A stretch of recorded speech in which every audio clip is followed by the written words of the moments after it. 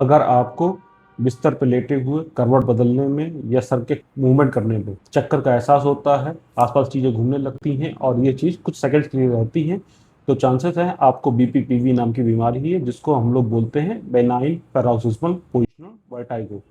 इसका मुख्य कारण हमारे कान के अंदर बैलेंस के अंग के अंदर होता है, जहाँ पर कुछ क्रिस्टल्स अपनी नेचुरल जगह छोड़ के हमारी सेमी सर्कुलर कैनाल या बैलेंस की नलियों में चले जाते हैं, जिनकी वजह से जब मूवमेंट होता है तो ये क्रिस्टल्स मूव करते हैं और हमको वर्टागो यानी चक्कर का एहसास दिलाते हैं। इसको डायग्नोस करने का जो सबसे आसान तरीका होता है वो कहलाता है डिक्स-हॉलपाइक टेस्ट, जिसके बारे में हम लोग आज बात करेंगे। और अगर वो पॉजिटिव आ रहा है तो चक्कर का मुख्य कारण पोस्टेज सेमी सर्कुलर कैनाल की वजह से हो रहे हैं, जिसको एप्लेस मैन्यूवर की हेल्प से ठीक करा जा सकता है। बस आपको ध्यान रखना है कि ये जो टेस्ट और मैन्यूवर है ये अकेले ना करें, किसी के असिस्टेंस में ही करा जाता है, जैसे कि ईएनटी स्पेशलिस्ट। आइए अब हम लोग जो है डिक्स-हॉलपाइक और एप्लेस के बारे में देखते हैं। अभी हम लोग पोस्टीरियर कैनाल बीपीपीवी के लिए एप्लेस मैन्यूवर करके देखेंगे। एप्लेस मैन्यूवर बीपीपीवी का ट्रीटमेंट है। एप्लेस मैन्यूवर को करने से पहले किस साइड के लिए हमको एप्लेस मैन्यूवर करना है उसके लिए पहले एक टेस्ट करा जाता है, जिसको हम लोग डिक्स-हॉलपाइक टेस्ट बोलते हैं। वो मैं अभी करके दिखा रहा हूँ। पेशेंट इस तरह से बैठा हुआ है, हम उससे बोलेंगे कि अपने हेड को जिस साइड को हमको टेस्ट करना है 45 डिग्री जो टिल्ट कर लेगा। 45 डिग्री गर्दन को मोड़ने के बाद में पेशेंट को हम लोग झटके से पीछे की तरफ बैठाएंगे। इंस्ट्रक्शन रहेगा कि पेशेंट लगातार आंखें खोल के रखेगा। अगर उसको कोई वर्टाइगो कंप्लेन लगती है तो बोल के बताएगा। आंखें लगातार खुली हुई हैं। आंखों के हम लोग मूवमेंट को चेक करेंगे कि कोई निस्टैग्मस तो नहीं हो रहा। निस्टैग्मस अगर नहीं हो रहा, पेशेंट को वर्टाइगो कंप्लेन नहीं हो रही, तो एटलीस्ट 1 मिनट तक वेट करने के बाद में पेशेंट को हम लोग फिर से वापस नॉर्मल पोजीशन पे ले आएंगे।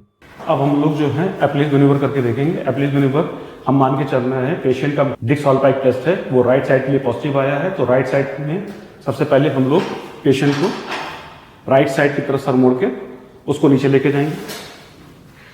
पोजीशन को होल्ड रखेंगे एटलीस्ट 1 मिनट तक, जब तक वर्टाइगो पूरी तरह से खत्म ना हो जाए। वर्टाइगो खत्म होने के बाद में पेशेंट को हेड को दोबारा से 90 डिग्री घुमा के अपोजिट साइड में घुमा दिया जाएगा और अगेन हम लोग वेट करेंगे नेक्स्ट 1 मिनट के लिए, जब तक पेशेंट को कोई वर्टाइगो की कंप्लेंट ना हो रही हो। वेट करने के बाद में जब पेशेंट को वर्टाइगो कंप्लेंट नहीं हो रही है, सब कुछ ठीक है, तो पेशेंट को इंस्ट्रक्शन रहेगा कि आप उस साइड करवट ले लीजिए। करवट ले लो, करवट लो बस। और गर्दन जो है नीचे की तरफ रहेगी, फर्श को देखेगी लगातार। अगेन हम लोग वेट करेंगे नेक्स्ट 1 मिनट के लिए और पेशेंट से पूछते रहेंगे कोई वर्टाइगो की कंप्लेंट तो नहीं हुई है। 1 मिनट वेट करने के बाद में जब कोई कंप्लेंट नहीं हो रही है, पेशेंट से बोलेंगे कि आराम से उठ के बैठ जाए और गर्दन को नीचे हल्का सा झुका के रखें। बस इस पोजीशन में 1 मिनट हमको और वेट करना है। 1 मिनट वेट करने के बाद में हमारा एप्लेस मैन्यूवर राइट साइड के लिए कंप्लीट हो गया है। अब हम लोग जानेंगे कि डिक्स-हॉलपाइक टेस्ट के कॉन्ट्राइंडिकेशन क्या होते हैं। डिक्स-हॉलपाइक टेस्ट करने के लिए अगर किसी पेशेंट को सर्वाइकल स्पाइन की प्रॉब्लम है, सर्वाइकल स्पॉन्डिलोलाइसिस है या फिर कोई स्पाइनल इंजरी के लिए सर्जरी हो रखी है, तब हमको डिक्स-हॉलपाइक टेस्ट नहीं करना है। और सेम चीज़ हमारे लिए एप्लेस मैन्यूवर में भी जाएंगी। और फिर एक चीज़ इंपॉर्टेंट चीज़ आती है कि एप्लेस मैन्यूवर के करने के बाद में पेशेंट को क्या इंस्ट्रक्शन रहने चाहिए।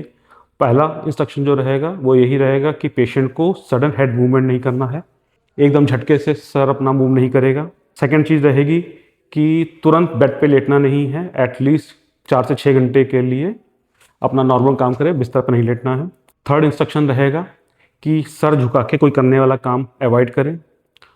फोर्थ इंस्ट्रक्शन रहेगा घर पे जब रात में सोएगा तो हेड को ऊंचा करके सोएगा और जिस कान की वजह से उसको वर्टाइगो कंप्लेन हो रही है, जैसे कि इस केस में राइट साइड में हो रही थी, तो पेशेंट लेफ्ट साइड में करवट लेट के सोएगा और गर्दन नीचे कम से कम 2 से 3 तकिया लगा लेगा, जिससे हेड जो है नियर अबाउट 30 डिग्री के एंगल पर रहे। एप्लीस को करने के बाद में पोस्टीरियर कैनाल का बीपीपीवी रिजॉल्व हो जाता है। Thank you.